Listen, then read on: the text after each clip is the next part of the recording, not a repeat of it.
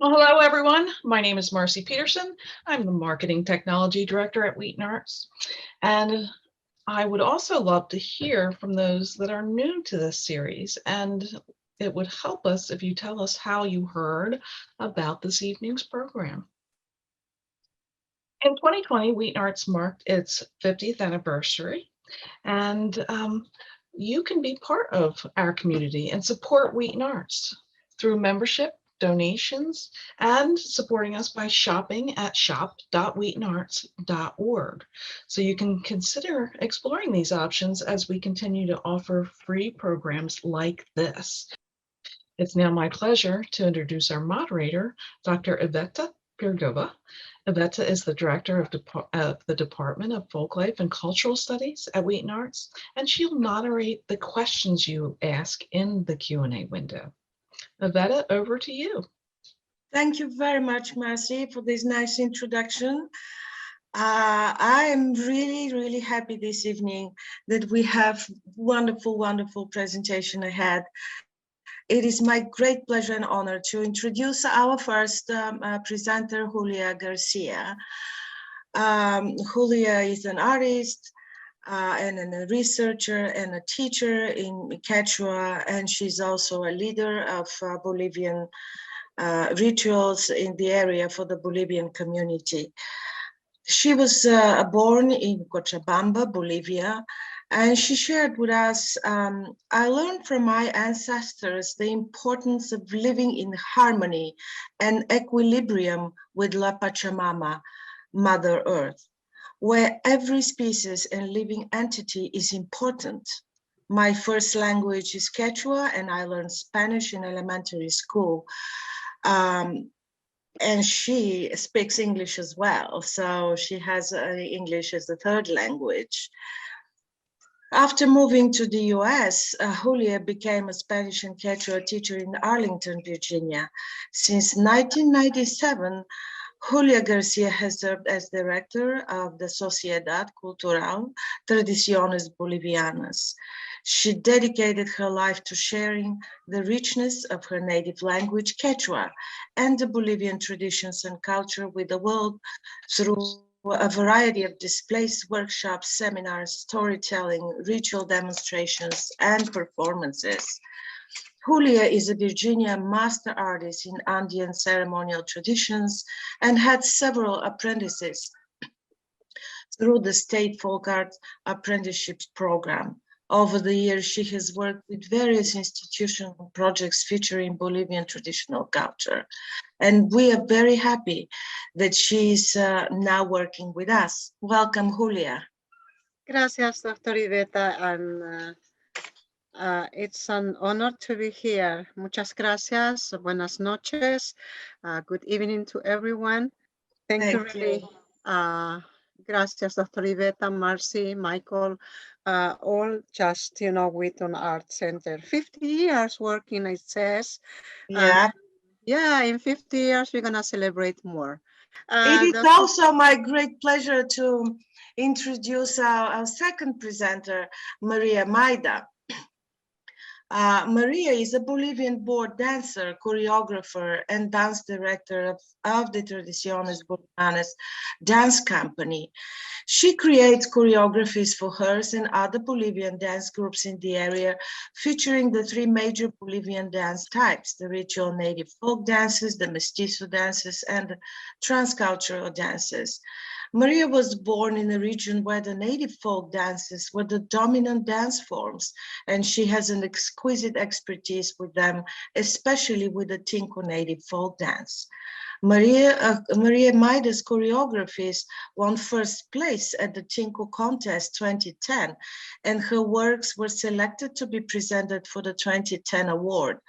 Maria's interpretation of the Bolivian folk dances were featured through stage presentations, street parades, as well as concert venues in the metropolitan area, Pennsylvania, New York, and Canada. Welcome, Maria.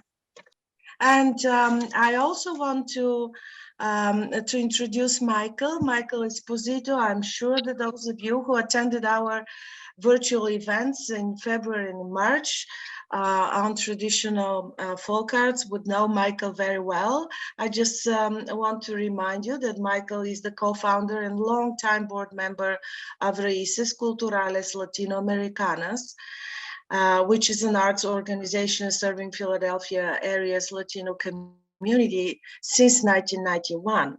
He works with a vast network with artists and has conducted extensive research in South American arts and cultures. I'm happy that Michael will help us again tonight. He will place a lot of information in the chat for you, both in English and in Spanish. Thank you, Iveta. Welcome, Michael. So now I would like to turn it over to you, Julia, to begin your presentation. Gracias. Thank you so much. Today is April 22.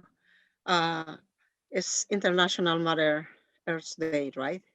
And it's an honor, really, it's a coincidence, as I said, that to dedicate to Mother Earth this presentation. A day like today, April 22, 2009, was established International Mother Earth Day, which is called in my native language, Quechua, Pachamama.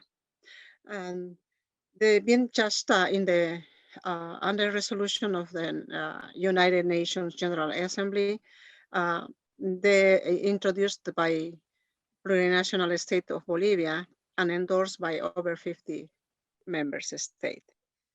And then I want to dedicate, I said, this presentation to our Mother Earth for her bounty, kindness, loving, and caring with us. I would say thank you, Mother Earth, Pachi, Pachamama. By all love, the wisdom, and the millenarian force that are present here between us, directing our passages by the footpath of the love, the harmony of the unity and humility. That's our great gifts that open the door of the universe and earth. It's united to the heart of our Mother Earth. We, your children, from different parts of the world, we remember you. We longed for and we wished to you better and prosperous days, Mother Earth. That great day will arrive soon for us, Aymaras, Quechuas, Guaranis, Mapuches, Mayan, Aztec, and our native North American brothers and sisters, and other ethnic groups that are presented here all over the world also. We will be together for always, and we're all together and will be reconstruct this planet with love and wisdom. Following the wise lesson of our ancestors, we will repeat, or I would like to repeat at least two to our mother, saying, I'm going to repeat in my native language too as well, in order to be listened, Mother Pachamama. Halaya Pachamama means hooray, Mother Earth. Kepata kawaris panyao pahman purisum. Let us watch the past to advance to the future. Kuska purisunchis. That's all we go together. Amanipi wasapi kepakuchunchu. That anybody it state in needs. Ayayan tukui pahkachum. That all it goes well to us. Uhla kanchis mayakitangwang. All we are just one. We are just only one. That's why we have to walk together. Halaya Pachamama. Hooray, Mother Earth Viva. Thank you. And then I'm going to talk about the ritos and rituales of the Andes, rites and rituals of the Andes. Bolivia is a country with a very diverse geography and people. Bolivia is located in the heart of South America. This is the heart. In the middle part of South America is located Bolivia. And that's why our folklore and dances, customs and rituals are diverse. As you see here, customs, rituals are diverse. Thousands of years of history and culture have produced unique aesthetic meanings and stories. Since ancestral times, people of the Andes, we have maintained and preserved a unique way of connecting and reconnecting ourselves with the harmony of nature. One of the many ways we have maintained our ancestral roots, no matter where we are in the world, is by performing our ceremonies. In Quechua, my native language, also the Incas language, also we call the ceremony highway, means to give. In the Aymara language, we call koai. Koai means to smoke spring aromatic herbs. There are different types of ceremonies uh, in the north part, eastern part, and western regions of the Andes. And in recent times also we call like a despacho, this ceremony. Despachar in Spanish means like a delivering something, to send something special to someone. In this case, to deliver our intentions to Mother Earth. Before any special ceremony, we used to ask permission to the Andean in the Andean indigenous communities. We dedicate our offering and also asking a permission to the sacred mountains, where the Apus, the spirit of the sacred mountains and lakes, are there. The Achachilas, the ancestral gods, and the Pachamama, Mother Earth. All of them, they are received. They are there. With the ceremony, we with this offering, we show our good intentions to Mother Earth, our gratitude. And La Pachamama with a chaya, as you see, pouring, sprinkling any type of drink. And koa, a special aromatic herbs collected from the borders of the mountains and rivers. In the Andean rituals of this ceremony, there are three main components. One is the koa, the second one is the coca leaves, and the third one is the chaya. Those are three components very important in the ceremony. The koa, as you see here, is just made of aromatic dried herbs collected from the borders of the mountains, as I said before. Uh, and then we collected during the short spring and summer season. And we dry them and we keep it during the year in order to smoke. The coca leaf, as you see here, the coca leaf is just a sacred leaf in the Andean worldview. In our cosmovision andina, the coca leaf is really, it's the most important component of the coa ceremony, because with the coca leaf, as you see here, we made, a coca into. It's an arrange of 3 coca leaves to overlay. And then the component of the chaya, as you see here, before starting to drink any type of drink, you need to just invite to Mother Earth, as you see here, dropping a little bit of your drink, saying, Salud, Pachamama, like a cheers, something like that in English, I think so. It's one of the most important too, the chaya. The coca ceremonies are usually performed outdoor, has to be outdoors, so that people can be physically closer to the nature. Koi is just like a purifying. It's the action of smoking aromatic herb. It's a symbolic ceremony in order to calm Mother Earth's hunger and to maintain natural harmony. We burn and smoke herbs as an offering and request for good health, money, prosperity, whatever you want to attract to your life. There are different types of offering, as you see here. Offering to the Pachamama is with table and white table.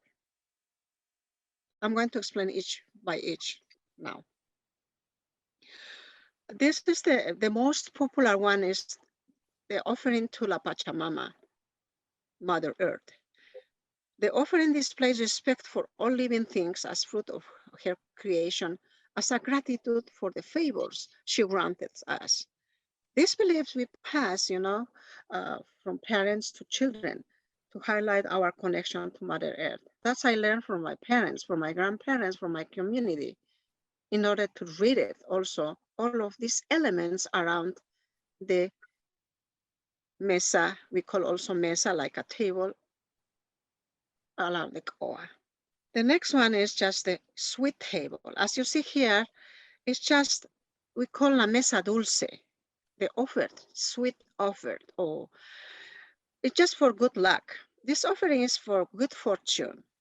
The main element of this offering is a mysterious figures that you see around it here, no? And then the figures represent prosperity, happiness, employment, good health, also the money, as you see here, marriage, luck, and everything else that mortal wish attract to their life. This is a white table, Mesa Blanca. The Mesa Blanca is more pure for good health. This offering is for good health for someone who is just seeking your house, family, or in the community. It's just for, in order to just wish them to recuperate. As you see here, there is a, around the coca leaves here also all the, candy squares just asking the favor to her. And what is in the middle of this, Julia? Put you back. Oh, in the middle of this one, we have, a candy. The white ones are the candy, artisanal candies that we used to make from sugar. But the red one is a bean that we used to just bring it from the rainforest. We call wairuru. We don't need this bean. It's just only for decoration. This bean is just in order to make a balance, not white or darkness. It's just making a balance. That's why we put it as something multicolor in the middle. Not much, but something only one. It's always one red, one something multicolor in the middle one in order to make the balance. The component of the ceremony of a koa has to be physical and spiritual, both. They represent what is part of our lives now, now and our intentions for what is come next. By presenting the koa to Mother Earth, we connect with nature physically and spiritually by engaging ourselves in a sacred aini. A native language, in my Quechua language, means a spiritual act of reciprocity, to give and receive. Okay, with the energies of the universe. If you receive from the Mother Earth something, you have to give it back. You have to pay. That's why it's the ceremony, a payment. Before the ceremony begins, we display the koa, as you see on the floor, or the mesa, or the despacho, whatever we call, at the center. And those people that if they want to participate, or they wish to participate, they have to join and standing around the koa in a circle or half circle. And then the ceremony begins when a person laid sugar symbols on the floor, on the top of the blanket. These are the sugar symbols that we have to place around the koa. Number one, for example, this is house doing, like a lady doing something or cooking, preparing. We used to just ask for her to. Number two is just the animals that we needed really for our agricultural time. Remember, it's just the philosophy, our calendar is agricultural calendar, runs according to the movement of the sun. And that's why it's just during the seasonal time, we need the animals in order to seed, picking up the crops, etc. That's why we represent also with this candy tablet. The butterflies is a part of animal that it just in our world. It's part of our vision or world view, cosmovision part. On this one, the ants also, the tiny animal, when the ants are present in your house, in our house, we don't kill them. And then we said, oh, he's coming because he wants to say us something. Or the weather is so bad, there is no food outside, or it's going to be a bad year. It's just predictors. They are predictors. And then they are just children of the Pachamama because they live underground. That's why. Here we have, as a type of window is as a child, and also it's just taking care of our children and for the babies or as a grown-ups. It's our duty to teach them. Number 6 is just the heart. It's just a couple. Could be woman and man, or could be just only son, brother and sisters, it depends, or father or mother, something like that. And here is just the tiny animals, just we are connected. For example, the centipede. We don't kill the centipede. If we just visited your house, we said, okay, thank you for coming. And then we have a paper and said, go away. No, that's we used to do that. This is our part, part of our life. And here is the lucky symbol as here, and number 10 and 8 are the same. After the colonial time comes the lucky symbol. I think so, or just we had it. That one is just both. And here, as I said before, also, and then this is a representation of about I said before, it's just it could be a lake, or it keep a plantation of crops, etc. 10 and 8, I said, is a lucky symbol. And here could be, the crops or just a frog. If you see upside down, could be a toad too. That's really the son or daughter of Pachamama, the toad. It just, we need to have in our environment. We need to listen, singing them. Number 12 is the house. Our house is very important to preserve. And this is the representation and much more. This is a basic one. Julia, I think this might be a time that you can answer 2 questions that I came from the audience. One is related to the squares that you were just commenting on. They were asking what they are made of, and you said they're sugar, right? Made of sugar. Yes, we made of sugar. And you already commented on some of the symbols on them, what they represent. If we see mountains or snakes, what would be the significance of that? And what is their significance in general? This is one. For example, the snake. The snake is just a rattle, and then the snake represented the earth. He is just the son of the earth and of the land. And then we used to say there are 2 types of existence of the snake on the land, and then also she goes and disappears underground. That's we think about it. 2 types of.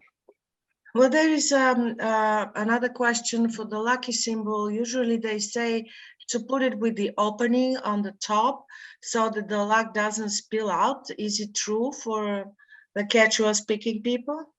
It's just attracting to attract, because this lucky symbol is usually most of the people in the rural area we have from metal thing. Could be thing from another type of copper, just they made it. It's artisanal made it, and they have in their houses behind the doors. Sometimes they just hang it up in order to attract the good fortune, because has some iman or something like that. All right, and there was one other question referring to the breads that you showed in the beginning. How are they related to the ceremonies and what is their meaning? In your first slide, you showed breads. The bread in the ceremony, it means just okay, the bread is just a type of spiritual soul, not as a meal. If somebody give it to you a bread in my culture, means you are really a complete welcome to that community. You represent something like a bread. How do you say, soft and nice, like a bread. It's something like that. It's just they don't give you like that as a bread. For example, during the year, we just hang it up a bread in the neck of the persons when they are changing, authorities. We put it to the main authority and hang it a bread on it. Means be like a bread, nice and soft, something like that. All right, and we can continue with the questions after that. There are a few more, but I can read them to you later. Gracias. Okay, part of the ceremony consists of meditation. As you see here, closing the eyes are meditated. Others, they can listen, the relaxing music, engaging in prayer, or cleansing oneself by incense, sage, or tobacco. That's part of the ceremony too. Here, the coca leaf, making the coca leaves. The coca leaf, as I said before, is just the most important part or component of the ceremony. And then we make a coca leaf, as you see in this side, in the right side. From the coca leaf, we distribute to participant persons 3 coca leaves.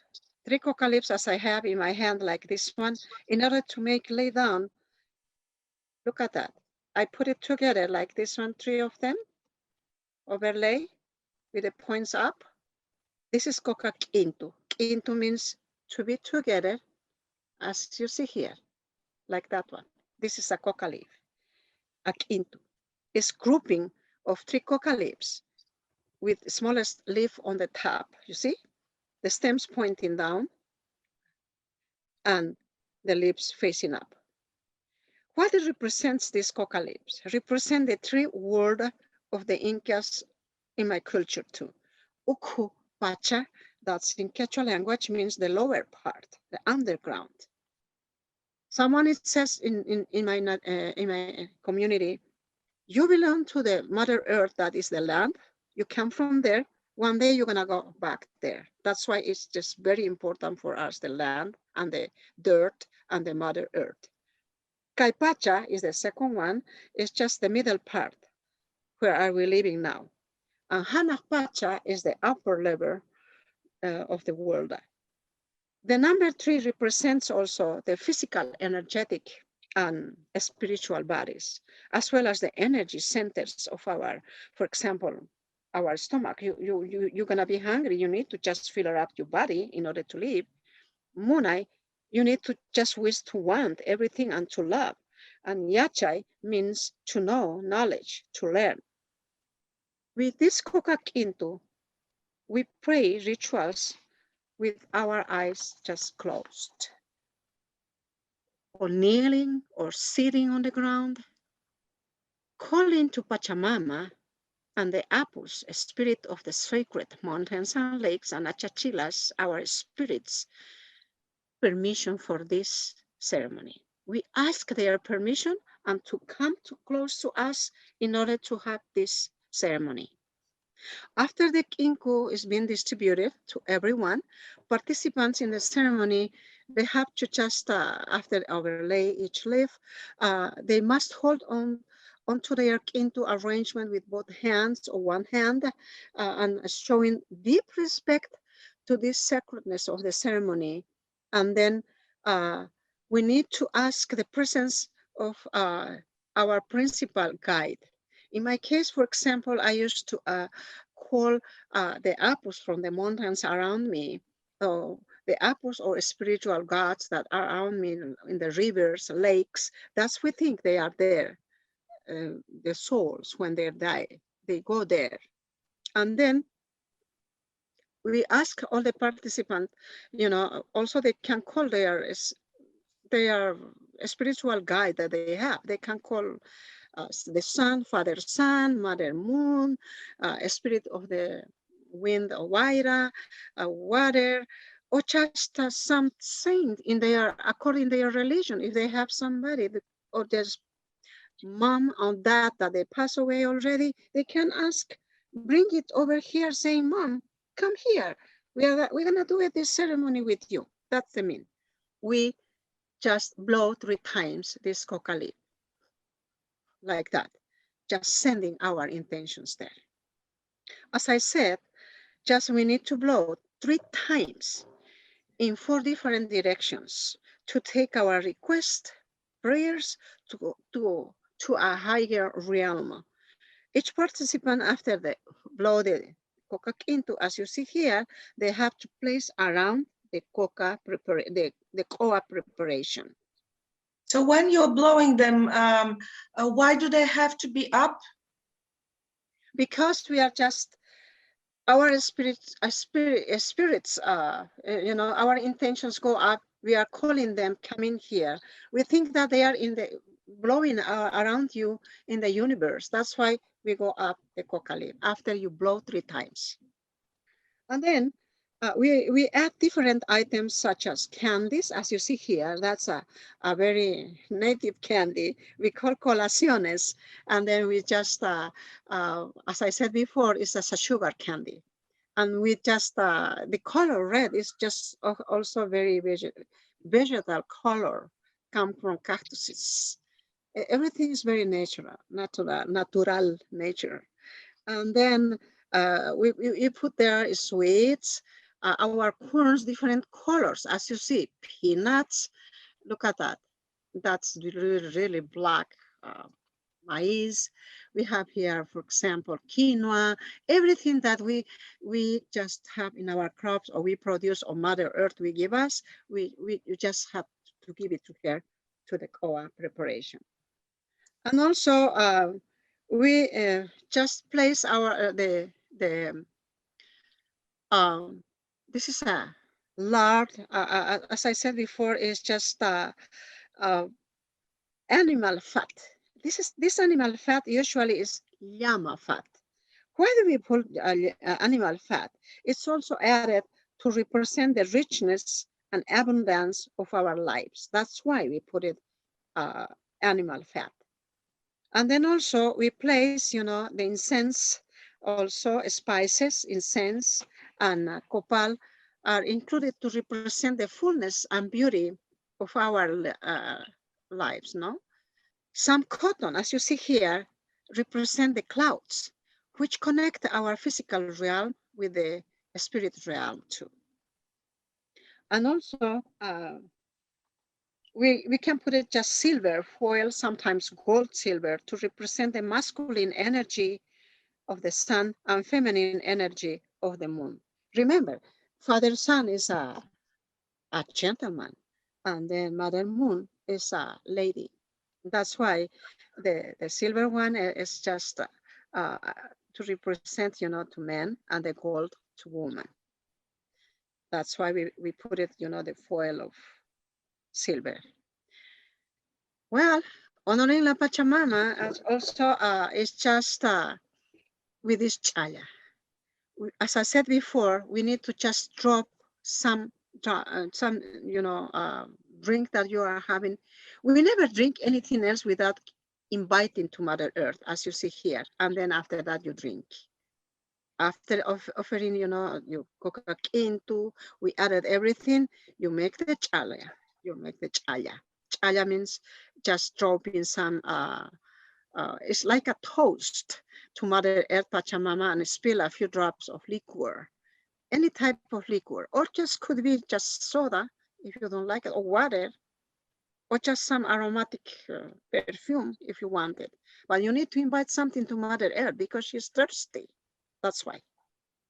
And then also, as you see here, the chaya is a form of libation. It's just sometimes, as I said before, at the beginning of the ceremonies, when you have a fiestas, social parties, before drinking, really, you need to give it to her. But if your house is just very nice and decorated, you need to go out. Give it to the plant. The plant has some dirt on it, and you can just invite her in the name of Pachamama. Okay, that's what we are doing here. Thank you. Also, the ritual is accompanied by, flowers, petal of flowers, to satiate the thirst of Mother Earth. And also, Mother Earth likes just, colorful things. She likes to be grounded with something. You are just like a giving as a gift to her, no? And she like it. She like it, the confetti, flowers, petals, etc. To thank her for favors fulfilled, and at the same time to request another favor. Oh, there is a flower for you, Mother Earth. Thank you, you give me this one, but I want that one. And then every time you are just asking, the petals of the flower represents that you want to make happy Mother Earth. And as I said before, I am laying down around the coca preparation, uh, the flower petals, invite, and everybody can do it, not only me.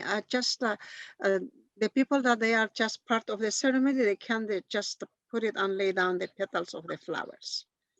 And we need to add multicolor confetti and paper streamers to represent rainbow. The streamers, the paper streamers represent the rainbow. What's the rainbow for us?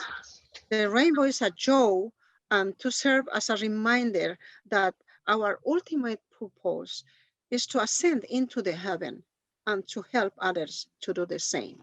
That's why the multicolor paper streamer you call, Michael?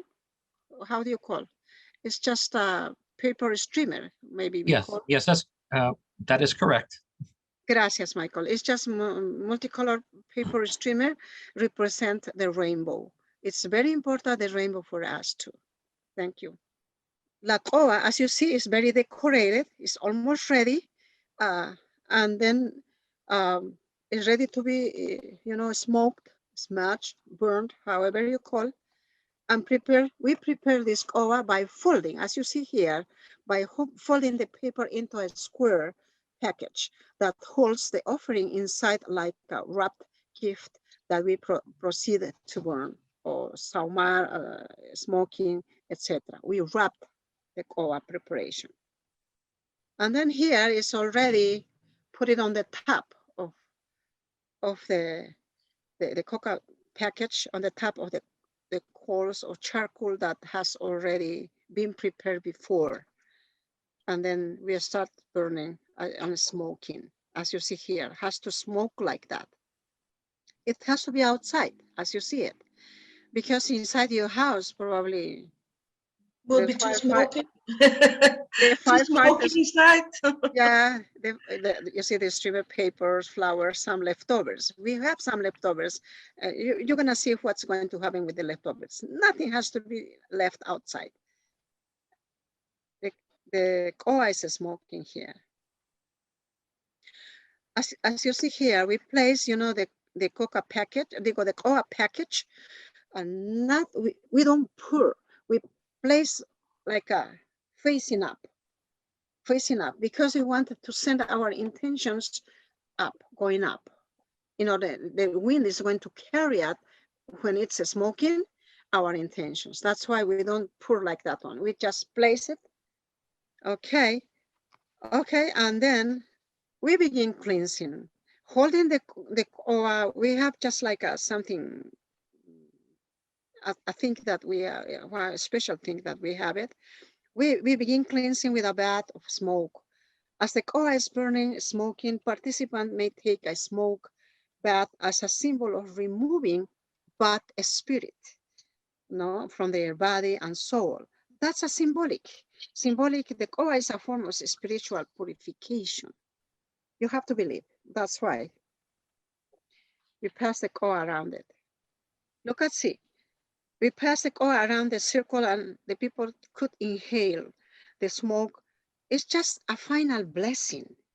And then also I blow some smoke to the people, and people with hands, they can bath their face, their body, in order to removing all those bad spirits.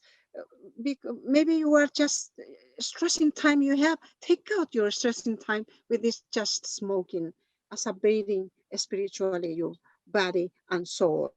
And then we carry away our prayers and petitions to get to the highest realm of the universe. And we have to say thank you, spirits, for being here, for being present here during the ceremony. It's just like a company. They are just taking away your bad spirits from you. And then you see here, the burning of the coa completes the ceremony. Look at that. And the wind is going to carry it in different parts. And then we have to see it. Sometimes the grown-ups, all ladies or all gentlemen, they can read it. Also in the smoke, when the wind is just taking out to the south part, north part, or east part, saying, oh, it's going to be a good luck, just taking away. Sometimes the wind is just carrying the smoke to your face repeatedly, because you need to cleanse. That's why. Well, the ashes, as you see here, has to be just buried on the right side of a tree of your house, in the patio, wherever you want to just bury it. See here inside in this hole, there are two small, tiny ollitas, just ceramic pots. You said, Michael, por favor, las ollitas de cerámica. Sí, eso es correcto. Yes, correct. Yeah, in this small ceramic tiny pots, we used to invite Mother Earth the first meal, because you cook something, right? To invite all the participants. And then before starting eating, as a drinking before, remember, we fill in these small pots the food, the meal, in order to invite the Mother Earth. That's happened. And then we start covering, this one, the koa. We just pour here. As you see here, we placed already the koa, and then we put on the top the leftover paper streamers, the confetti papers, the flowers, whatever is remaining, we put it on the top of the koa ashes here. Nothing has to be left, because it was the offer of Pachamama. That's why, because after that, what you're gonna do it? You're gonna trash it? No. That's why we complete giving her. We complete giving her, and then we just starting covering with dirt on the top as a sign of gratitude and reverence. Now here, on kneel, we have to kneel and place the palm of our hands on the buried part. Everybody has to put some dirt on it. Why do we do that one? In order to connect with Mother Earth, and then saying, thank you, Mother Earth. And you have to give your promises, saying, I promise to take care of you. I promise. Okay, don't abandon me, Mother Earth. And placing your hand, you close your eyes. You can say loud, or you can just say it, your intentions, silently. With this one, the ceremony ends. And after that, we partied. Time for celebration. Yes, we partied. And dancing, drinking, etc. It's just fiesta. After that one, we fulfill, you complete, you just, how you say, you repaying. You complete repaying to Mother Earth and start dancing. Thank you. Thank you, Julia. Gracias. Thank you. Questions? You have some questions? No? If we have a few, just a few. Bill may wanted to know, does the smoke, when you're doing the smudging, does the smoke have a particular aroma, or is it just a smoke? Yes, has a very particular odor, you say, because that plant that we collected is very particular perfume has. It's just, when somebody's making the koa, you can feel, you can just say, oh, she's making a koa, and goes far, just 1 mile, they could go the smell. You can Well, but the smell comes from the herbs. You're not putting anything else. From the herbs, yes. No, we don't add anything else, just from the herbs. It's very aromatic herbs. Yeah. I remember yesterday you told me that when you are pouring the liquid, you have to do it 4 times. Oh, can you explain why? Yeah. Yeah. Also, when you are just drinking, when you are offering the Mother Earth, before starting drinking your cup of liquor, could be chicha, a liquor of maize, any type of liquor, you have to drop your liquor in 4 parts: east, west, north, and south. That's why we just pour in 4 parts. Thank you. Yeah, all right. And this is to honor the 4 directions? In 4 directions. We call also 4 windows. Our lives goes for 4 windows: east, west, north, and south. That's why we call the Incas Empire has been established in 4 territories, in 4 states. Tawantinsuyo. That's why Michael yesterday he said that yes, Suyu means states. Tawa means 4. The Incas Empire has been, divided in 4 states according to their needs, close to the sea, close to the rainforest, and to the mountains, and then also to the lower part, and then to the valley, sorry. And then every state has to contribute to each other. That's why 4 states, it was the Incas Empire. Yeah. I read in the book 1491 that at its height, the Inca Empire extended north to south in the same distance as currently from St. Petersburg to Cairo. Oh, gracias. Thank you, Michael. We have one more question, Julia, before we finish this part of the presentation. Juan Santana wanted to ask you, could you explain the importance of deceased llama fetus in Bolognian traditions, in Bolivian traditions? Llama what? Fetus. Los defectos de las llamas. Yeah. Los enfermos. Los Yeah. suyos. Michael, do you have something to say about that llama figures? No? Well, no, I just want to say this in Spanish. Está hablando de fetos enfermizos de las llamas. Oh, los fetos. Say los fetos. Los Oh, Yeah, suyos. fetuses. Yeah, fetuses. suyos. We call suyos, fetus of the llama. Okay. When they make the ceremony, different type of ceremonies are. Not in all ceremonies they use the llama fetus. Has to be in a big payment, not family payment. Sometimes they used to make family payment, but this is the pago, the payment. It's a type of payment because fetus is a pure one. It's a pure living thing that is already dead, but this is an offer, a sacrifice, you said? Yes. Sacrifice, yes. Sacrifice is something like that. All right. Thank you very much, Julia. Let's look into this presentation and then we'll answer questions that are related to the dance. Gracias. Thank you. Thank you. Thank you, Julia, for that beautiful presentation.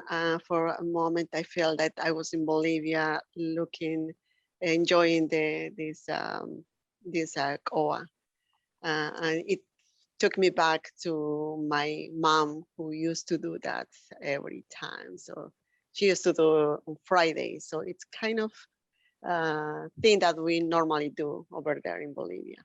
So, like Julia says, after the koa ritual, people get together, start celebrating, and most of the time it's followed by a dancing. So now I will introduce you to the variety of the Bolivian dances and the different origins. And the Bolivian folk and traditional dance represent historical events and express the cultural identity of the people and the way they live. In this opportunity, I will present some of our dances. We split in 3 categories: the native ritual dances, the traditional mestizo dances, and the cultural dances. So to start off, I'm talking about the native ritual dance. These are not just dances, they are ritual dances related with what Julia was explaining. It reflects a very complex worldview. The native dances are very intimate and related with to the agricultural cycle. Like if you remember what Julia was saying, she was showing some corn, some food, some fruits on the thing that we presented to the Pachamama. So this is kind of related with it.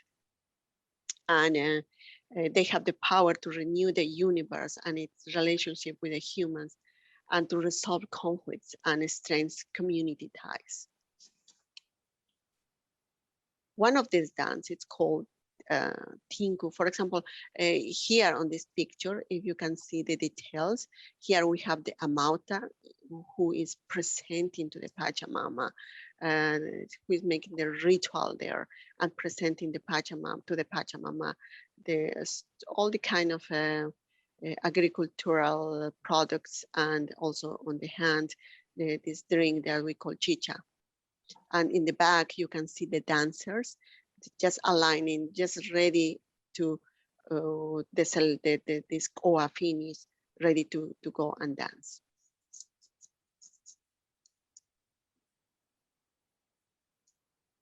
So on this, like I said, one of the dances is called tinku. Tinku in Quechua language means encounter. This dance is practiced by the native people of the North Potosi area of Bolivia, from where my roots are actually. And my mom is from the northern of Potosi, and it's a very small town called Pocuata. And when I was kid, I used to go to every around May after the harvest to enjoy these Tinku celebrations. And my grandfather used to be involved on the design, on the decoration of the clothes. My mom used to tell me that he used to go town by town doing the decoration of the costumes before this thing could happen. So in this picture, you can see it's me with a costume in one of the presentations that we have around the area. You can see the details that which I'm gonna show you later on many more close pictures. So this dance is deeply rooted in the traditions of the North Potosi, like I say. In particular, it's like I mentioned before, it's in May, the celebration of the Tinku is when it happened. And this celebration happened to honor the Pachamama, the Mother Earth. And here, some details of the costume on the ladies. The spoons that are in the front, and the riches of the textile, the colorful. If you see a little bit, take some time to look at on the details of the dresses and the decorations all around. So now to show you a little bit more detail on the textiles. So on the left side, you can see there is some decorations. As when the people make this by hand, they used to put things about their life, their personal life, or things that they are seeing. Like they put animals, they put anything that they are seeing it. So they kind of an artist. They are inspired when they are making this kind of textiles. You can see on the left, there's some decoration. On the middle, there's the we call chalina, and it's kind of scarf. And then on the right side, you can see what the lady was carrying here on the front. A lot of decoration with the silver spoons and forks to show that that's what I have in house, right? So I am empowered with this. Maria, would you please tell us what is it that we can learn about the story of the person from the picture in the middle? Yeah, so for here, for example, you can see on the top part, there are animals. It seems to me that they are kind of rabbits. Probably they are part of their farms with the rabbits. So down on the bottom, I can see there is a fly. So probably they are talking about they have been traveling. So yeah. And why is it that they have this fork tucked in the picture to the right? Oh yeah, that's to show to show when they dance, and the tinku, especially when the tinku ceremony in May, they want to put everything that they have. They want to show, the dancer want to show everything that they have it. So they try to decorate everything, to take everything that they have at home to put it there. So I don't know if Julia want to add something here. Yeah, she knows more. Yeah, I want to say here, for example, in the middle part, Dr. Iveta, look at, see the tiny animals here. There is a, could be the ducks or condors, also what I have around it, no?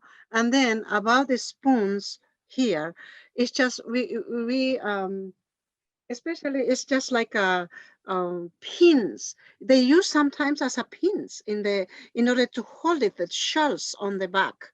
And then also, as Maria said, that the spoons or just could be any time is for decoration garment. They have as a decoration. They don't use sometimes this one. They don't use. It's just like a decoration in order to show the richness that they have. They have like a saving things, like a saving money, because remember the silver is plata, and the plata, it was just a value of something. Those has a value. They can just also go to the stores and say, I have this spoon from silver. I need $10 of money. Could I lend me, and for this value of my silver spoon, something like that. It's just So a value. it's like the silver, the symbolism of silver in the ceremony. When you were explaining the silver Yeah, as a symbol, it's the same with this silver exactly. spoon and fork in the costume. Yes. Thank you, Dr. Thank you. So in the next slide, we're gonna see seeing more close pictures for the hat, how the decoration of the hat it is. So the hat can resemble a flower. So you can see the decoration, it tries to resemble a flower on the hat. And also have in the middle, you can see it is Feather. no, the Oh, espejo. the glass, the mirror. The mirror. What's the meaning in the It's mirror, a mirror. Mister? The meaning of the mirror is that the single ladies, they put a mirror there. Yes. So not the girls that are married, they don't carry the mirror. So they can put on the hat, or they put here on the front of the dress also. Yes. So that's another meaning for this for the mirror. So and the guys, when they see these dancers, the girls, teenagers dancing, when they see them dancing with a mirror shining to their faces, the guy said, "Oh, she's single. Look at that." And they follow her. Yes. Oh, and Maria Yolanda wants to know how are these textile made? Are they woven or painted or embroidered?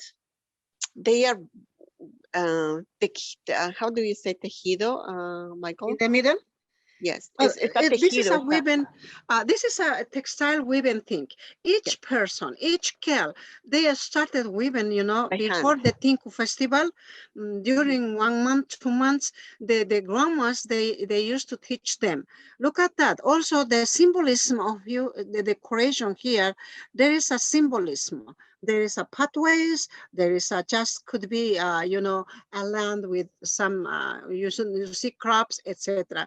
And also the colors is a symbolism of one region. Not every of these woven textiles are the same. They represent ethnicity, they represent social status, and also they represent how can I say, a language too. That's why. I see. Thank you.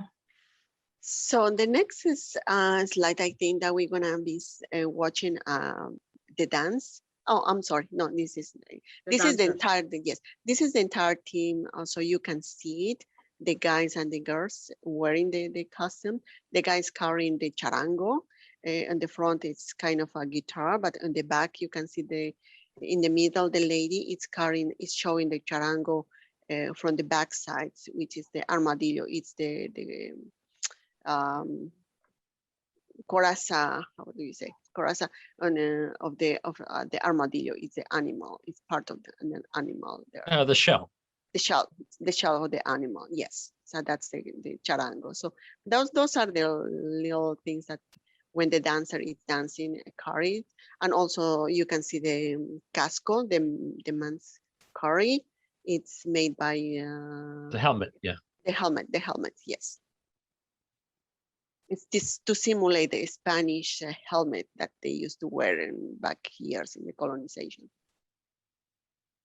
And then, yes, after this, you're gonna be watching a video, and you will see during the dance, there is you will see there's the presentation of two different teams that fighting each other. They start fighting each other. They get together. So it's the dance try to resemble all that thing. So you will be seeing that.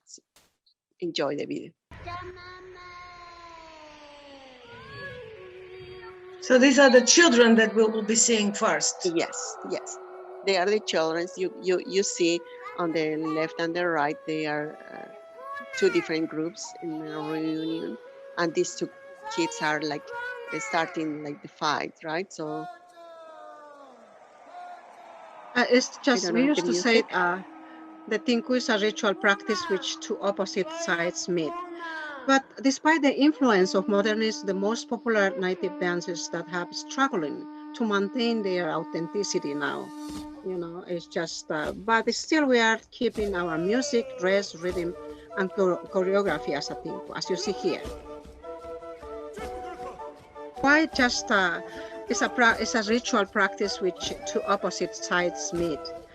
Through this encounter, they renew their universe and their relationships, resolve conflicts, and reinforce the bonds between the communities. That's why the dance represents that.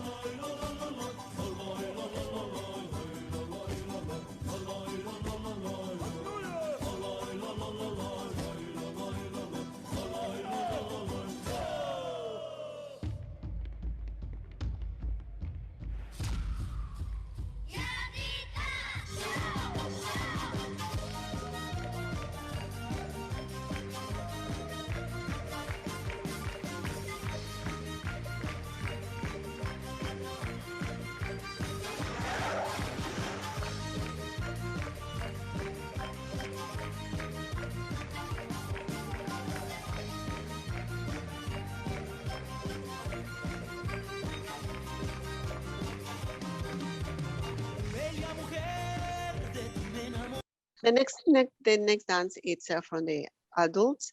It's the same concept. It's the same concept. You will be seeing it like a lot of movement of the hands. So it's representing the fighting, and like I say, it's a lot of stepping on the floor. It's everything is about fighting.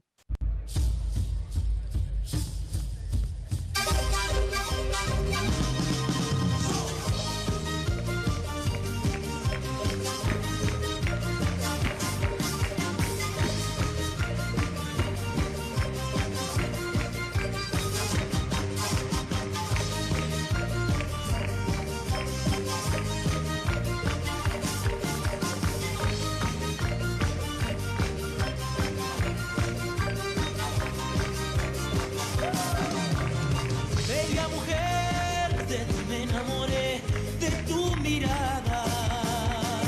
Escribiré lo que siento por ti en esta tonada. Bella mujer, de ti me enamoré, de tu mirada.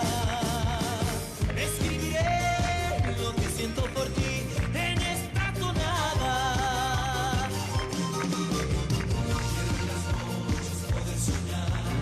Que tú eres mía, de nadie más. Quiero ser tuyo, quiero volar. Y así sentir nuestros sentimientos. Quiero vivir en tus pensamientos.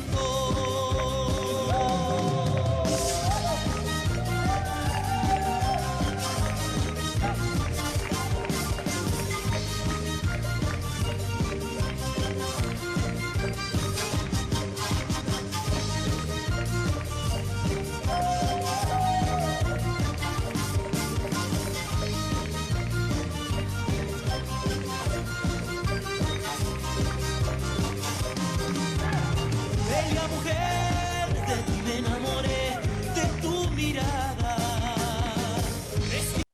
And before continue, probably we can answer. There is a question that it says that what is the percent the pan pipes called hula hula? Don't know if you want to add something here, Julia. Oh, the hula hulas is just a big pump pipes. Mm, wind instruments that's made it from, you know, a type of bamboo cane. It's just at the beginning of the ceremony when they are just entering to the town. They show their powerness with hula hulas, not saying we are coming, just we are coming, because Yeah. it was just native, the native instrument music. The charangos and guitarrones came after the colony time. And then the hula hulas is just a type of big zampoñas. It's not a zampoña. Yeah. Zampoña also, well, we call that one anatas, ¿no? Entonces, and then it's just when they enter into the pueblos, to the towns, they Yeah, used I to, think it's make music yeah, to say, to show making presence. music, yeah, Because showing. sometimes I have seen, like I said before, I was glad enough to go and participate of this, and I have seen it. Other teams carrying it. We call it charanguista. So it was a team lead who was playing the charango and going into the town. So some teams they take the hula hula, which is the big kind of pipe. Pan pipes, yes, yeah. Yeah. Okay, to continue, I'll talk about the tobas. It's another ritual dance of hunting and fishing from the southern part of the Bolivian Chaco. It is a dance of an indigenous ethnos that inhabit the Great Chaco of southern Bolivia. This dance is a whole of a symbolic representation of activities associated with hunting and fishing. And if the word toba, for example, the word name or the word toba comes from the language, Guarani language culture. And as Maria said, they live, it's an ethnic group that they habitat Gran Chaco, close to Paraguay, southern Brazil, and North Argentina, Uruguay, and southeastern of Bolivia. And then Toba ethnic group, they call, you know, in their language, Tokat, that is in language sound, Tokat, or home is, or men, that's deriva, how do you say deriva, the name Toba, no? It's in Guarani pseudonym or name that means front, because the people in Guarani, they used to practice the kale in the front of the scalp. That's why Toba means the tokat, that in Guarani. Okay, thank you, Julia. As yeah, on this picture, you can see kind of details of the dance. You can see the dancer pointing with the arrow to the jaguar. Another detail of the dance customs. The dance customs are vary, but here you can see the dancers, the tobas, the three ones, the three males are on the back, wearing the blue, and with a big feather kind of crown in the back. And also you can see the third from the left, it's called the brujo. It's much more decorated. It's a representative of a shaman, and in the bottom you can see the jaguar. And I'll present for you guys to have a little bit more idea on what's about the Toba dance. You will see in this video.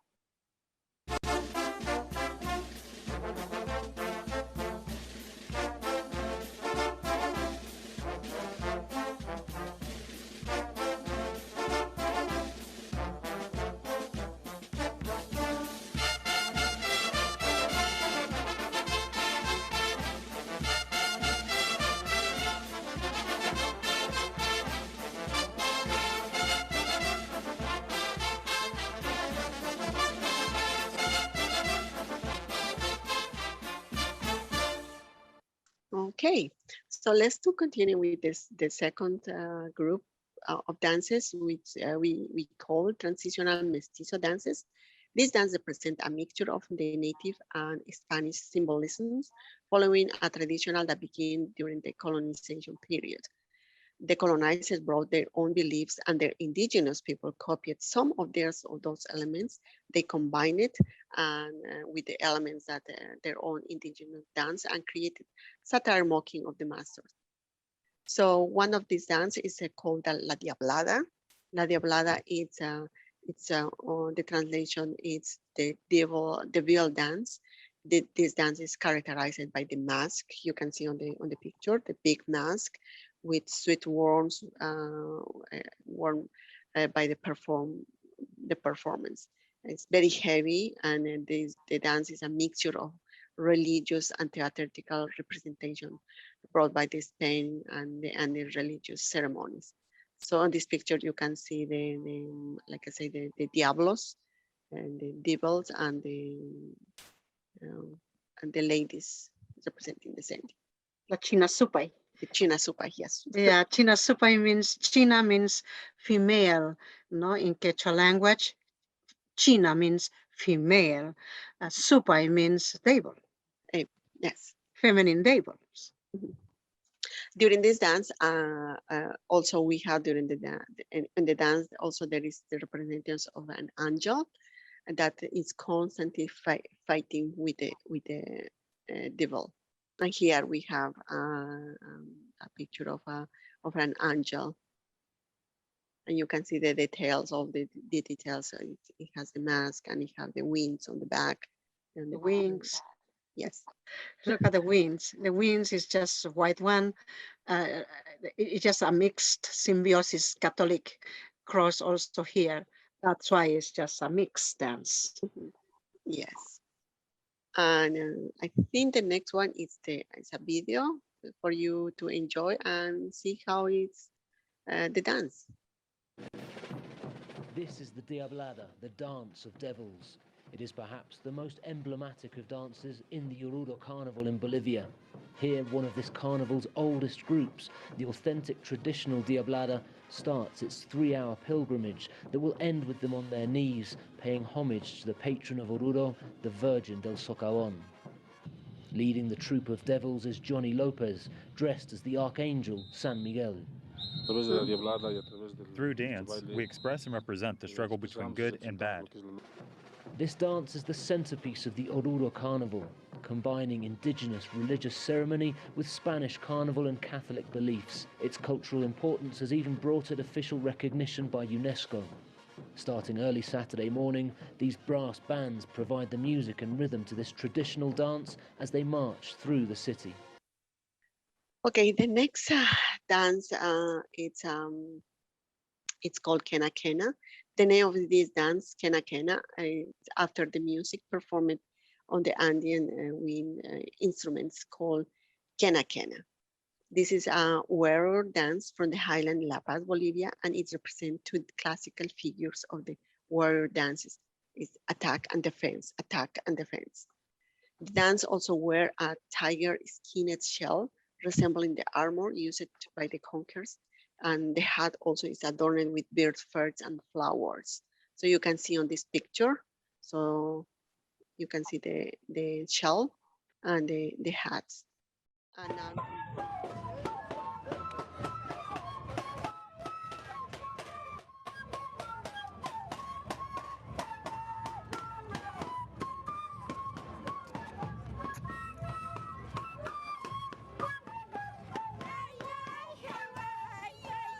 so you can see they are carrying the kena.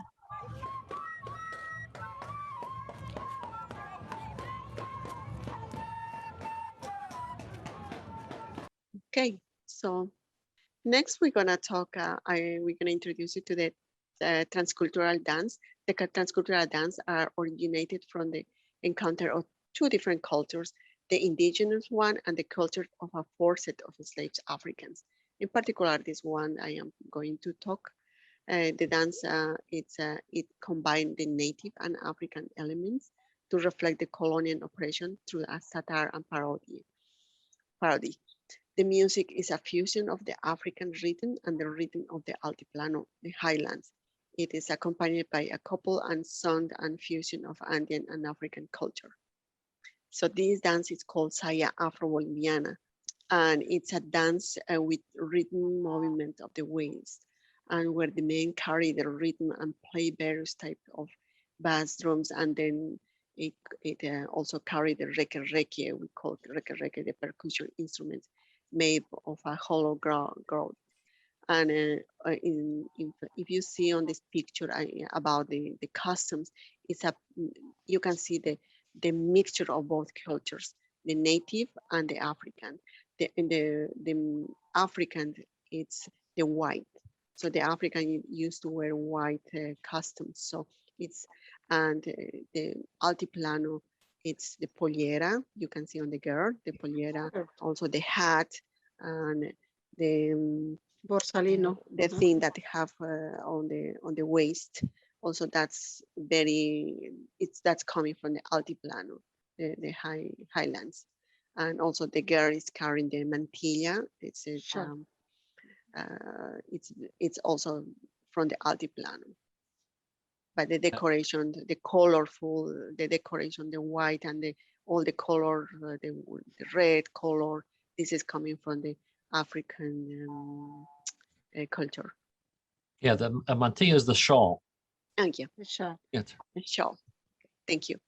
And here you will enjoy a short video for how it's about the dance.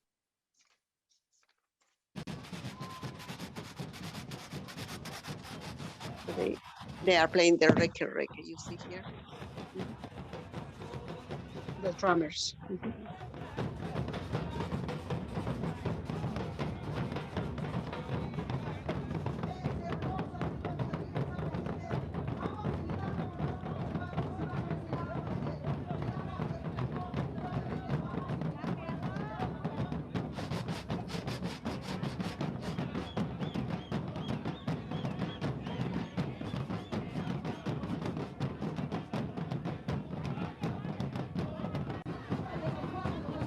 You can see you can hear the music. It's very, very African.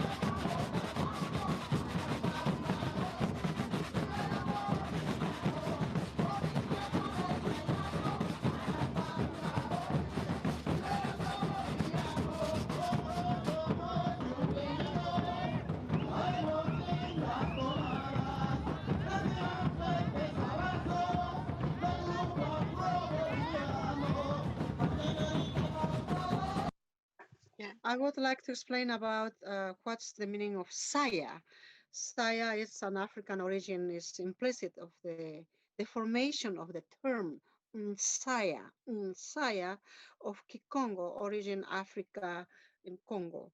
Uh, uh, etymologicamente, that's how I could have sounded, it means dance of Saya, means work in common under the command of a lead singer. As you see it, as you heard, it's composed of music, dance, poetry, and rhythm, where the metaphor is used quite a lot of in addition to satire, touching of themes of slavery and the current situation. It's just drumming and then making noisy with the reke. It's just with a pin, they just make noisy. Most is they sing. Saya means work in common under the command of a lead singer. That's why the Saya Boliviana is this group that they live in the Yungas part of Bolivia. The Yungas part is the just lowland. Yungay in Aymara means hot land. Thank you. Yeah, and one thing I would like to add is that this was almost we almost was forget about this. So it was thanks to the people that are from the Yungas from this Afro-Bolivian people. They start pushing at, hey, we are here, so this is our culture. We should make survive. So now it's becoming bigger and bigger now back in Bolivia, and thanks to those people that don't make we all forget about this the riches of that culture. And I have to say that I was very fortunate to meet a group of people here in United States in New Jersey. They are very they are people that coming from that community, and they are not making this be forgotten.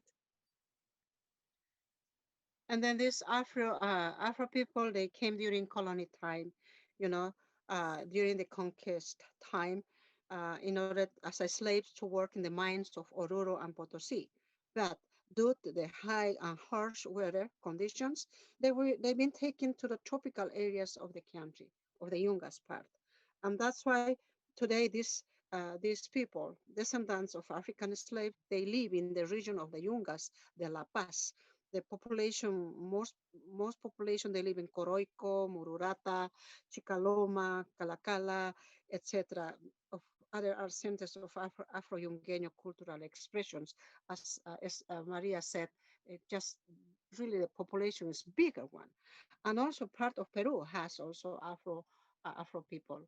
And that's why we call Afro Aymara because it's just combined with just Aymara culture mixed as in the clothing, as a shawl, for example, is made from vicuña, is woven textile from vicuña, camelido animal. Thank you. Actually, we have many questions, so get ready. I'll read them all to you now. Some of them are more general about the dances, and some of them pertain to one of the dance examples that you shared with us. Danielle Nyberg was asking about the dances that would be included in the party after the ceremony. What kind of dances people do after a ceremony is concluded? After the ceremony, depending in what area, what part of the region you are located, you can start dancing, a cueca, that is a mestizo dance, especially if it's a really very mestizo people or just in a not rural area, they can start dancing cueca. La cueca is just a mestizo dance, and then following by the huayno. But if they live in the rural area, they start dancing, una sicuriada with sicus, that is Sampoña, comes from Sinfonia. It's not a native name Sampoña. It's just very, I think, a German name or something. But this is sicu. They can una sicuriada. They can have una sicuriada, or they can just or charangueada with charango. If it depends what region are. They started dancing. In a pairs, on a group, etc. I see. Also, she wants to know whether you have separate dances for men and women, or is everyone dancing together? Everybody dance together, I In, guess. yeah. No, the dances, when you are starting dancing, just it could be a groupal dance. A groupal dance means just everyone, women, men, everybody can just join the circle dance. Could be a circle dance. Generally, after the ceremony, is a circle dance around the Circle court. dance, I see. Yes, yes, yes. And Julia, also, how do you teach dances to children? That was The another ceremony. question. Okay, as I learned, I'm going to teach my children the same. For example, I started just participating to the ceremony since I was 7 years, 8 years old. Just you have to be part of that one, but don't do any part of the ceremony. You don't do, but just only there. You can be there, but mom and dad or just grown-ups says, "Oh, Julia, bring it water. Julia, bring it that one." Just they command you to do something, certain things, but by watching you learn. I Yes. learned by watching, by listening. I never participated when my mom, dad, or my grandparents they've been doing the ceremony. Yeah. After my mom died, yes, I did my first ceremony. So they learn by watching what the adults do and mimic what they do. When they grow up, they do the same. Yes, yes. You have to be part of that one. You don't supposed to ignore them. You have to be there, but by watching, staying aside to your family. All right. Julio, you have a question from Bill May about the four directions. When you were explaining about the pouring to honor the four direction, is this also the sign of the cross, or people don't perceive it this way? Yes, the four directions, as I said before, is just like always just our ancestors they used to explain us. We are not just in one part.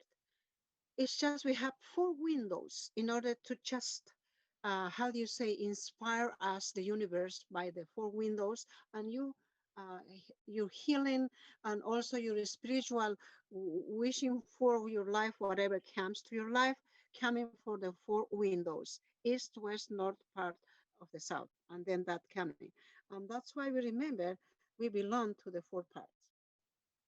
Yeah, thank you. Thank you, Julia. So we have a few questions that are specifically related to the Tinku dance. Yolanda is asking who is the man with the largest helmet or headdress? And Francisco is asking about the same man and what does he represent? The okay, Maria, could I answer that one? Yes, yes, yes, please. Yeah. Probably they are asking about the man, the gentleman. He was dancing around with a big helmet and very decorated with the llama in the front. Okay, Yeah. it just show Machu up. Tinku, algo así. Yeah, es el Machu Tinku. We call Machu in Quechua language. Aymara language also means the oldest one. Represent the leader of the community. And then recently show up that one more decorated, more decorated. Yes, I guess this is a little bit more modern introduction to the dance because Yes, this it's a modern is not introduction. traditional. Yes. It was not before. Yes. Before there was not that type of Machu Tinku, but today there are a lot of Machu Tinku in the dancers. As the dance evolved, people like trying to introduce more changes. Yes. Yes, yes. All right. So Juan was asking, does the Tinku continues to reflect a traditional martial art that helps to resolve the community's conflicts, given that a judicial system is absent in the highlands? As we said, as Maria said at the beginning, it's just Tinku means encounter, union, balance, convergence in the Quechua and Aymara language. It's a ritual practice which two opposite sides meet. And through this encounter, they renew their universe and their relationships resolve conflicts, and reinforce the bonds between the communities. For example, if there is a land that they have irrigation with water, and then they have turns, they have to take turns in order to take water for their crops. And then one of the owner of the land, he took it more longer than usual has to be. And then I am his neighbor, and then I'm just angry. But I don't fight in that moment. And I said, we're gonna meet in the Tinku dance. That's why it's encounter. That's why it's meeting. We're gonna meet there. And then it's taking out all the bad forces outside. And then when they fight, they are not enemies forever. It's just they fight as a symbolism in order to take out all the bad things that they are just keeping inside. After that, fighting or battle, they are just a good friends. It's just like a taking out, taking out. So it does help resolving conflicts. Yes, it's resolving the conflict. For example, Yeah. if somebody just take the girlfriend, oh my God, I said, no, we're gonna see, we're gonna meet in the thing, something like that. That is very, very interesting. This is amazing. I wish that all conflicts on earth could be solved through dance. It would have been much better world to live in. Yeah, could be. Well, Bill noticed that the music of the Tinku is very modern. And the question is, what we saw in the video, is it a traditional dance or is it a modern interpretation of the traditional dance? It is a mixed dance on the traditional and modern. Uh, as Maria said at the beginning, the thing with was house dance that just not happen every single day. Certain time of the year, we have festivities related with with Catholicism, especially this 3 of May. We're gonna start being agricultural New Year. We are just changing because we also see the stars, that the constellation, the cross is coming. They are crossing the stars on the universe, the 3 of May. And then we celebrate the cross. It's not the cross Christianity, but we mixed as a symbiosis. And then this dance comes also, it was very native. Now, the youth from the cities, the mestizo people or the citizen people, they like it, the rhythm, the colorful, um, the way that the choreography, and then they want to be part, and they make big troop of dancers that they come now to the streets.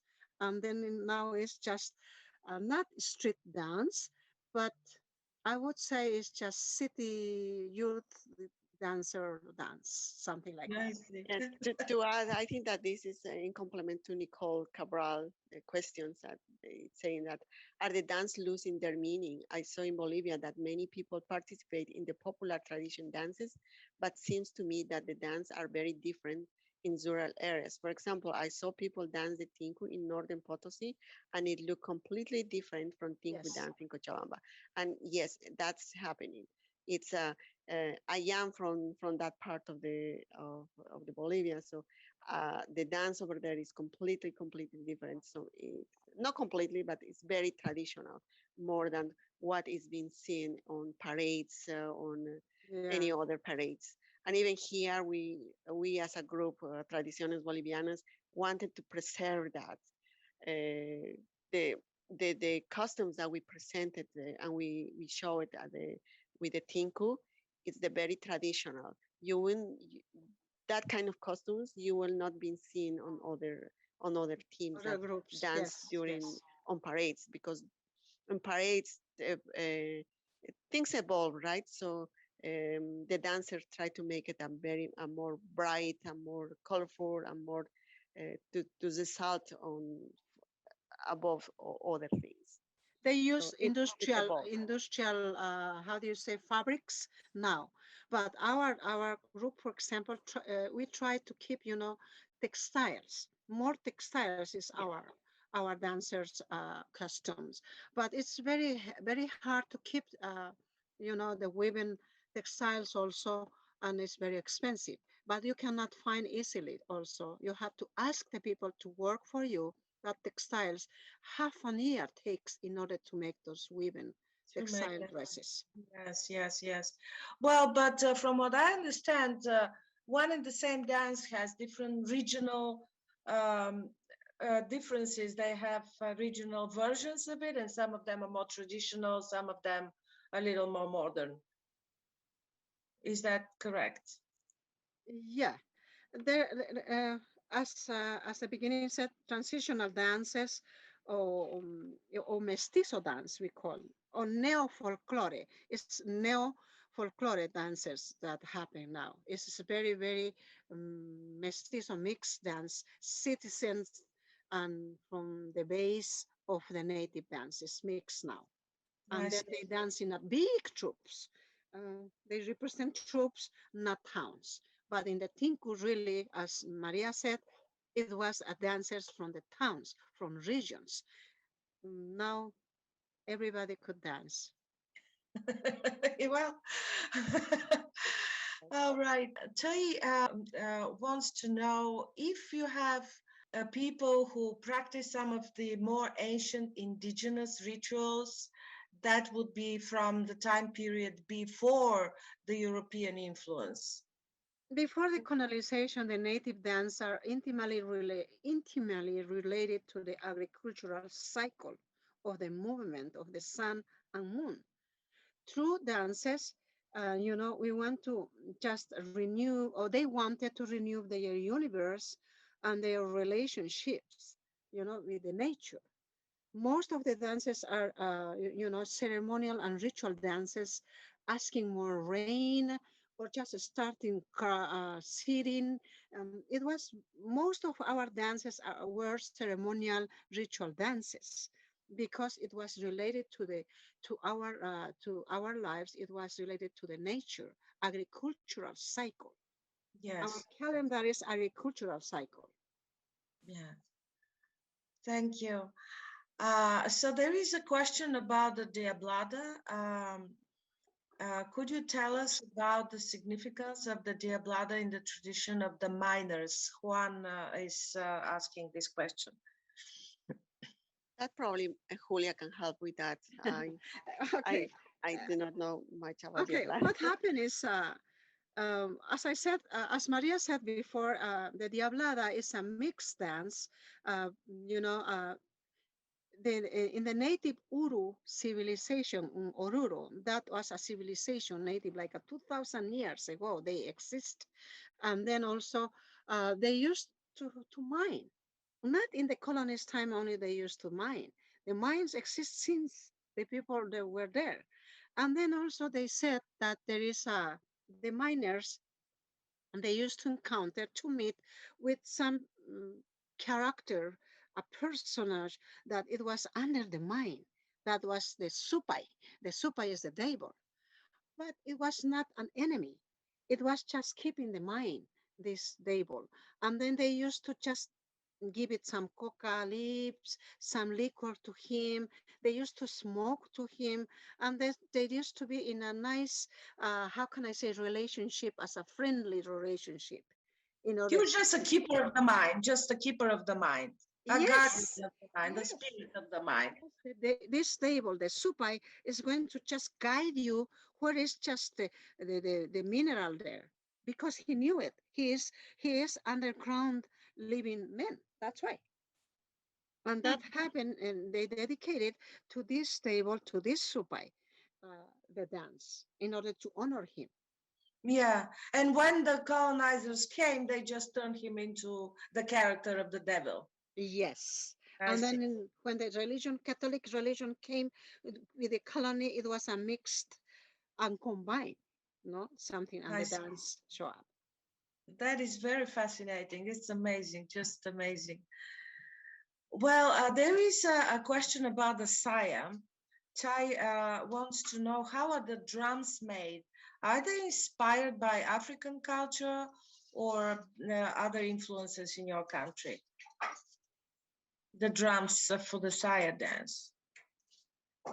In the saya dance, the drums, the drums, it's just a copied from African style and a mix a little bit from European style also, with some I would say elements from native too. They can just made it from goat leather. Sometimes they used to make from cow leather, etc. It's this is a combination from the native and also from And the African, so and it's yes, a yes, mixed yes. inspiration. The material and the styles also they copy it. I Right. mean, they look like the Andean bombos, but they're not played in the same way, of course. No, no. Right.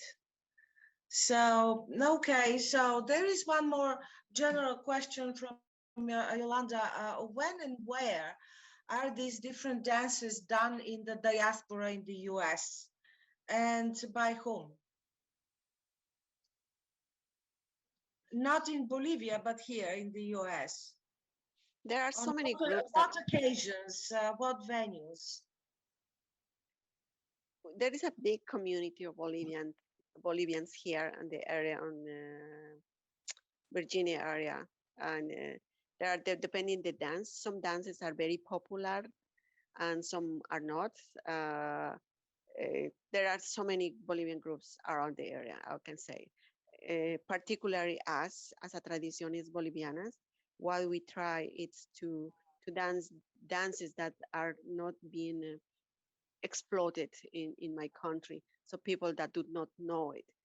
And we want to show that we have this is our roots, this is our culture, we have to keep it up with this. That's something that makes us our group a little bit different. And also we're glad to have Julian in the team, because Julian knows a lot of the culture and the history, and she is who tell us to the dancers. I am new. I'm not a professional on dancing.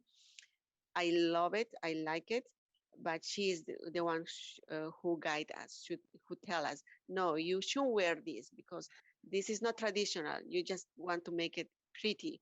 So she's the one who tell us exactly how to do the customs. Yeah. So you want to preserve the tradition here, which is We why want to preserve. We want to preserve and pass to the new generation what it was really, because living in Bolivia in my age in the past, like one and in the 70s, 60s, it was the time when I was younger, living in North Potosí, living in just part of La Paz, Highlander. Also, I could see it, you know, the what was really the native one. Now today, it is day by day they change. yeah, they changed Yeah, the things commerce, evolve. develop, and the industrialism, consumism, and everything is changing according their, how do you say, capricho, Esther, Maria, capricho. It's just the people wants this side, It's they do it. capricious, yeah. Yeah, Como? like a It's fashion. it's like, yeah, it's capricious. It's something that seems like very spontaneous and, you know, like according to somebody's whim. Yes. Yeah. Yeah, they do that one. Yeah, It's a but you competence. told me yesterday that this is a living tradition, so it is bound to change. Mhm. And It's they don't like sometimes. They don't like us. Oh, they don't like, for example, our dresses.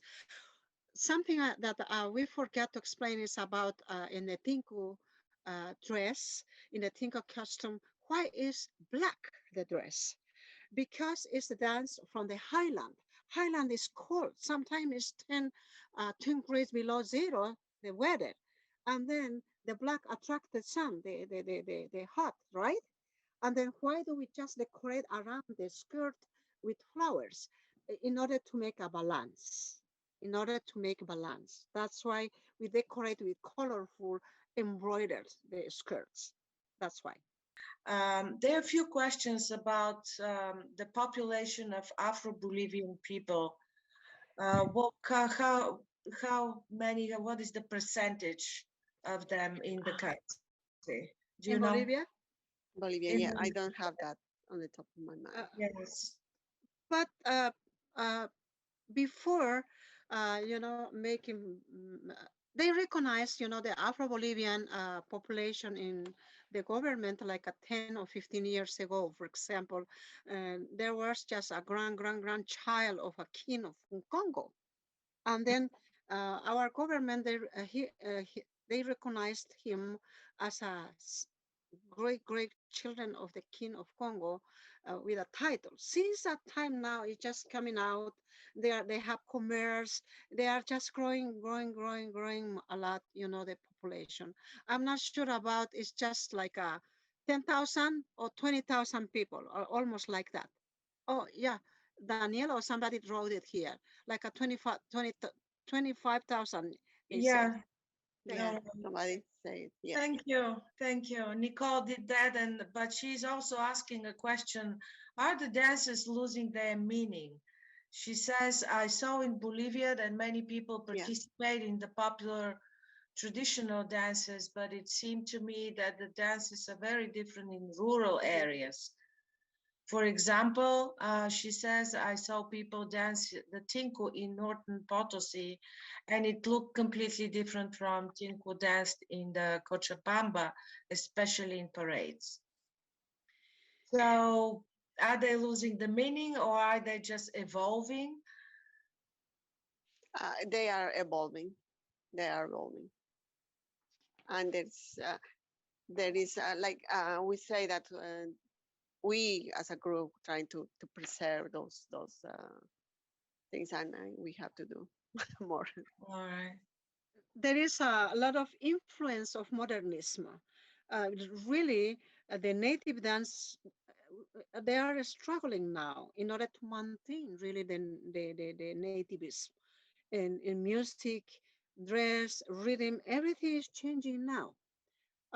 Some regions in Cochabamba, for example, that it's close to North Potosi or Chuquisaca, like a Toro is, for example, still they maintain something like that, but they are changing the tunic, the dress that it was on one in two parts now, like a skirt and blouse. Something like that is changing. It's a lot. The influence of modernism and commerce is that just deteriorating our native dances.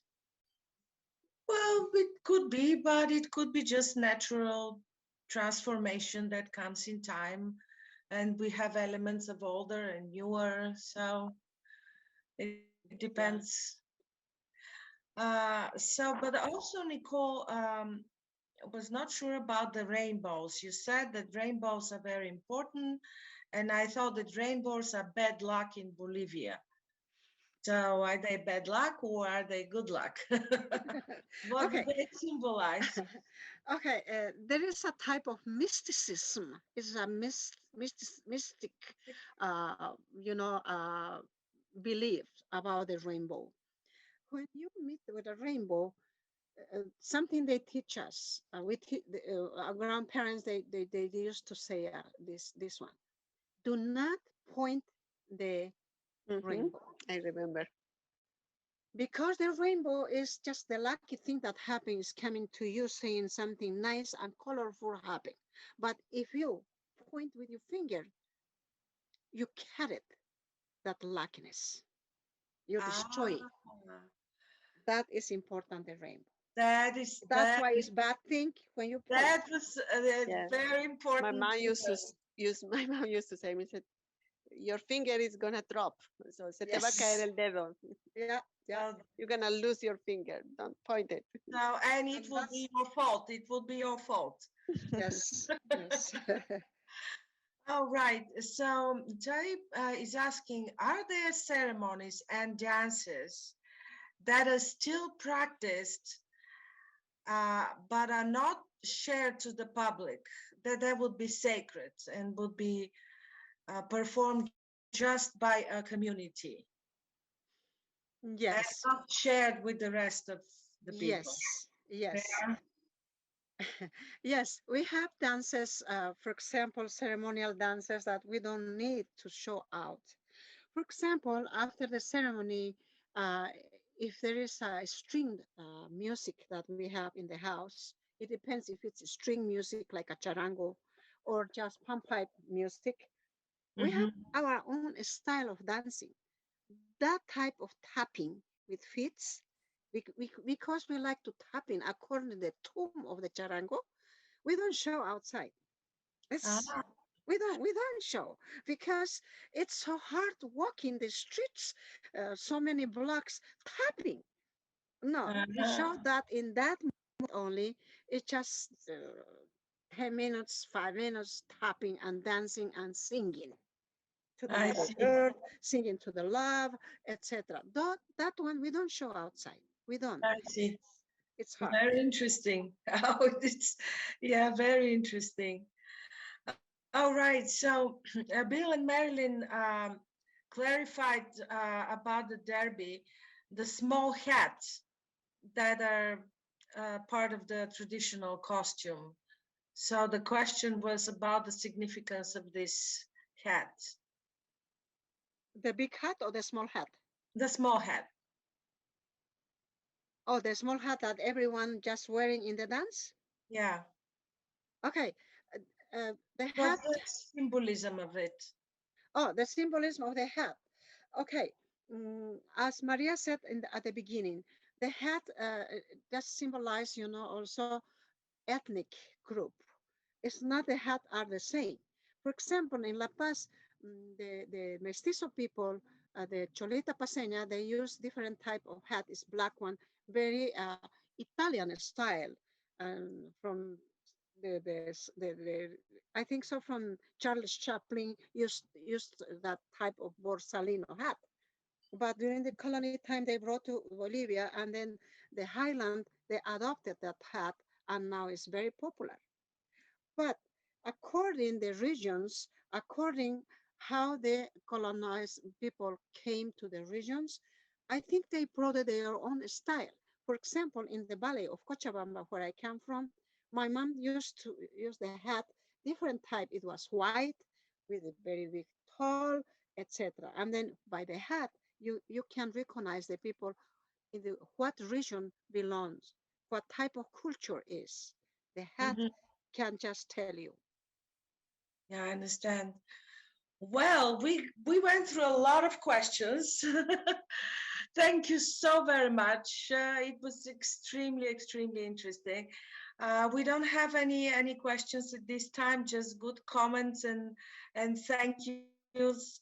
It was so very helpful, Michael, that you included the Spanish translation in the chat. Thank you so very much. And You're welcome.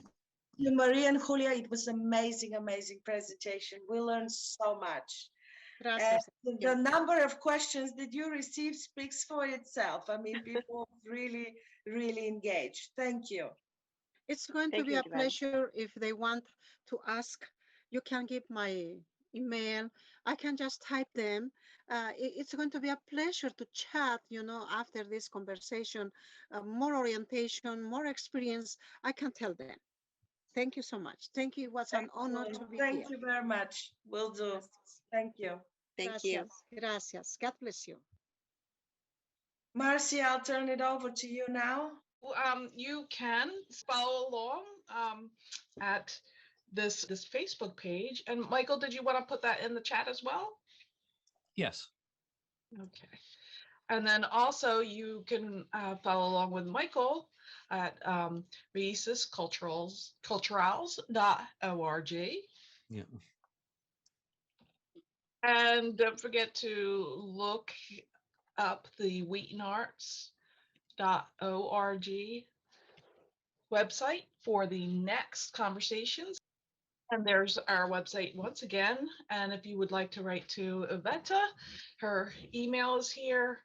And if you have any questions about the presentation or the chat, this was recorded, and there will be a recording available on YouTube. Go to our YouTube and subscribe, and you will be notified.